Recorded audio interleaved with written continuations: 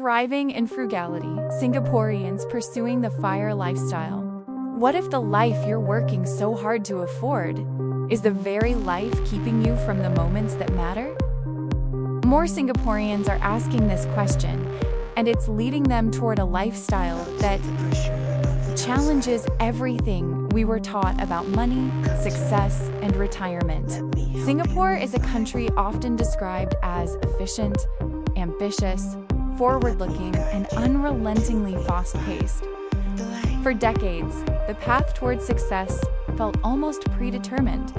Study hard, get a stable job, climb the corporate ladder, buy a home, raise a family, work until your 60s, and then retire if you're fortunate enough to stay healthy. But something is shifting beneath the surface of this structured society. A quiet movement, driven by introspection, dissatisfaction, and a desire for autonomy, is beginning to redefine the way Singaporeans view money, work, and life itself. This movement is known as FIRE financial independence. Retire early. Originally popularized by Vicky Robin and Joe Dominguez in their influential book, Your Money or Your Life. FIRE emphasizes mindful frugality, long-term investing, and rethinking the value of time. While FIRE has gained traction in places like the United States and New Zealand, its rise in Singapore carries its own unique flavor, one influenced by high living costs, rigid work cultures, and an evolving understanding of what it means to live well. What makes the Singaporean FIRE story compelling is not just the financial mechanics behind it, but the deeply personal motivations driving people to pursue a different path. These motivations often come from loss, stress, burnout, cultural pressures, and the longing for a life that feels more meaningful. And each individual who steps onto the path of FIRE carries a story that reveals something about the changing aspirations of a younger generation. Belle and the turning point of grief. Belle never imagined that a funeral would change her perspective on life. As a teacher in her mid-30s, she's always been responsible, hardworking, and committed to her students. But when her grandmother passed away several years ago, Belle was confronted with a harsh reality. She could not attend the funeral because she didn't have enough compassionate leave. Later, when her uncle died, someone she was very close to, she couldn't attend his funeral either, because her workplace only granted leave for immediate family members. For most people, these restrictions look like just another policy. For Belle, they became symbols of something deeper, a life where she was not fully free, even when it mattered most. Her memories of visiting her grandmother in the hospital still linger. She would see other people rushing in during their short lunch breaks or after work hours, squeezing family moments into the tiny pockets of spare time that their jobs allowed. It revealed a truth she could no longer ignore. She was living a life dictated by schedules, rules, and obligations, not one built around what she truly valued. Belle began to imagine a different kind of life, one where she wasn't bound by her timetable, one where she could be there for the people she loved without needing permission. This desire for freedom led her directly to FIRE. She started investing when she was in her early 20s, giving her a head start. Her plan is bold: retire by 40. If she begins a family, she might delay this goal by 5 years, but the vision stays the same. To Belle, FIRE is not about escaping work. It is about having the autonomy to choose how she spends her time, especially as the eldest child responsible for aging parents with chronic conditions. If I have to quit my job to take care of them, I want to have the freedom and choice to do it, she often says. And for her, that freedom is worth the years of frugality she practices today. Belle's lifestyle is built around intentional consumption. Before buying anything, she asks herself a familiar checklist. Do I need this? Can I get it cheaper elsewhere? Is this a want or a necessity? Will it last long enough to be worth the price? Am I buying this because of hype or trend? Can I delay the purchase? Is this aligned with sustainability? Does it have good reviews? Shopping takes longer. The mental resistance is tiring, but every time she pauses before spending, she feels more in control of her money, her life, and her future. And perhaps without even intending to, she is already living the first stage of FIRE. Michelle and the courage to live differently. Michelle knows the sting of judgment all too well. In her 20s, she worked in the public service, rising to a managerial role. The stress was constant, the workload heavy, and the pressure suffocating. When she later moved into business consultancy in 2016, she promised herself she would never fall back into a life dictated by burnout. Her embrace of FIRE didn't originate from minimalism or a love for frugality. It came from necessity. She needed a way out of the corporate rat race. She needed a plan that would free her from feeling trapped. Michelle has felt people's assumptions. She must be poor. She's stingy. She's uptight. She's extreme.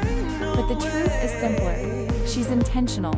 She still enjoys meals out, but she prefers hawker centers over expensive cafes. She buys things that bring value, not status. She saves aggressively, but not at the cost of her health or well-being. She balances discipline with moderation. There's a danger of depriving yourself, like surviving on instant noodles to save money. That's unhealthy. FIRE is pointless if your physical or mental health suffers. Her plan is to retire by 50, a timeline shaped not only by ambition, but by the understanding that money is not the end goal, but the means to choices. What if my parents need medical attention someday? What if I want to move to New Zealand one day? I want the ability to say that I can afford it. To Michelle, FIRE is not about rejecting life. It is about choosing life, and she believes that some people misunderstand the movement, assuming it requires saving 70% of income or living extremely. Her frugal ethos allows room for generosity, meaningful experiences, and comforts, so long as they are intentional. FIRE, for her, is built on boundaries, balance, and the courage to live differently. Felicia and the reality of being asset rich, cash poor.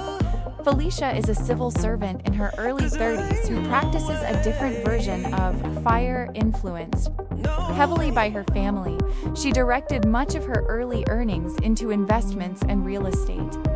Over time, she became what many Singaporeans are familiar with: asset rich, cash poor.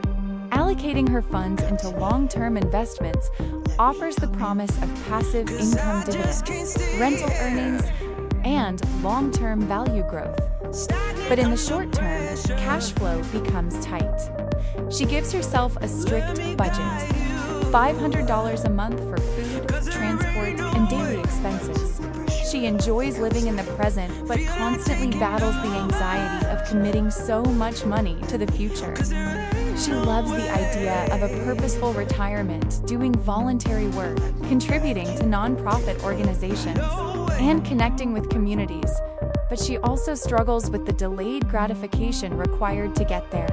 Locking down my money for 10 or 15 years means I can't see my hard-earned money growing until then, she says, often with a sigh. But she believes the sacrifice is worth it because the future she envisions is one where she no longer works for survival. Felicia's story reveals the emotional toll and mental discipline required for FIRE, especially when pursuing it in a society where homeownership, investments, and expectations intersect tightly. Cal and the philosophy of money. Cal once believed that FIRE was something only extremely wealthy or lucky people could achieve. But everything changed when she met a man in his 40s who retired early thanks to investing early in life. He encouraged her to try, saying that she too could reach financial independence if she started now. This meeting sparked a transformation. Cal researched relentlessly, learned about FIRE, and began creating multiple streams of income. As a home-based business owner in her early 30s, she now believes she can retire by her 40s. This possibility fuels her. Some people think that saving $200 a month is pointless because it's too small. But if you're unfaithful with the little, you won't be faithful with the much. she explains. Her philosophy is built on simplicity. Every dollar counts, and every conscious decision shapes her future. She envisions a life where she works only 2 days a week, travels often, and lives overseas part-time. To her, FIRE is the gateway to flexibility, a lifestyle tailored around her passions. Cal's perspective highlights a crucial truth about FIRE. It is not about saving massive amounts immediately, but about consistency, clarity, and intentionality. The FIRE versus YOLO spectrum. Every person pursuing FIRE acknowledges one truth: not everyone wants or is able to follow this lifestyle. Singapore's high living costs, family obligations, and societal expectations make it challenging. And then there's the opposite philosophy: YOLO, you only live once. YOLO embraces living in the moment, spending freely, and prioritizing experiences over future savings. It's not wrong, just different. Some find joy in the present and don't mind working until 65 or 70. Others value security and autonomy. FIRE and YOLO exist on the same spectrum. The key is alignment, choosing what fits your values, not what society dictates. Austin, in The Financial Reality of Youth. Austin, a former teacher turned financial professional, has a unique vantage point. He has watched teenagers turn small investments in digital currencies into huge returns, sometimes 60-fold, and then spend the money recklessly on branded goods like Gucci shoes. When he meets his former students, he sees the YOLO mindset firsthand. If you don't treasure your wealth, it's going to go downhill someday, he warns them. But he also recognizes that digital currencies and NFTs are here to stay. Investment opportunities are evolving, but financial responsibility remains essential. How one treats their returns, wisely or recklessly, will determine their future. Austin's story reflects the generational tension between instant gratification and long-term planning. It mirrors the broader global shift where the young face immense pressure, yet have unprecedented access to risky investment options. Privilege, generational experiences, and the complexity of FIRE. Michelle often reflects on privilege, aware that not everyone is born with the same opportunities. The ability to pursue FIRE is itself a privilege. High earning power, lower family burdens, or early investment opportunities can dramatically increase one's chances of success.